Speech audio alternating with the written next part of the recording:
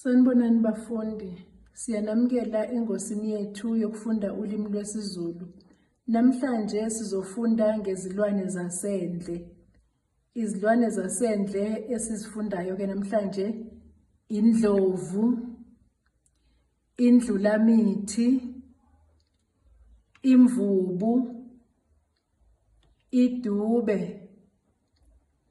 impisi, inkonkoni, impofu, impala, inkawu, ingwe, impungushe, ibhubesi, ubhejane, insephe. Yilezo-ke izilwane zasendle esifunda ngazo namhlanje. Siyabonga abafundi, siphela lapho isifundo sethu. Nisale kahle, sobonana futhi esifundweni esizayo.